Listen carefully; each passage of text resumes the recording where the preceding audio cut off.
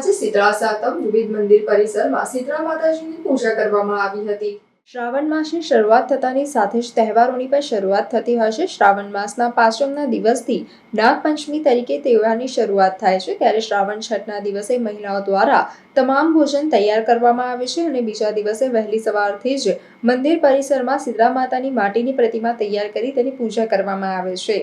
માતાજીને દૂધનો અભિષેક કર્યા બાદ માતાજીને પ્રસાદમાં ઠંડુ ભોજન ધરાવવામાં આવે છે અને ત્યારબાદ જ આ ઠંડુ ભોજન આરોહી કરવામાં આવે છે। એ પહેલા ઘરે ગેસની પૂજા કરવામાં આવે છે।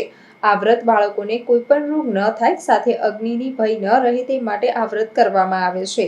તેમજ એવી પણ માન્યતા રહી છે કે જે કોઈને બાળકો ન થતા હોય તેઓ બાધા લેતા હોય છે તો તેઓને બાળકની પ્રાપ્તિ પણ થાય છે અને પારણું ચડાવવામાં પણ આવે છે। આ વ્રત શ્રાવણ સુદ સાતમ અને શ્રાવણ વદ સાતમે કરવામાં આવે છે। આ શીતળા માનું વ્રત કરવામાં આવે છે।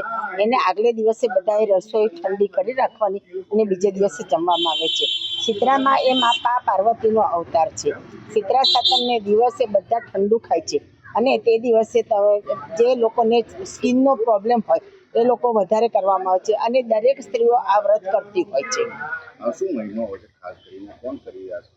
આ બધી સ્ત્રીઓ કરવામાં આવે છે અને જેને છોકરા થતા ના હોય તે પારણું ચડાવે તો એમને છોકરા બી થાય છે। શીતળા માનું આ પૂજાનું બહુ જ મહત્વ છે।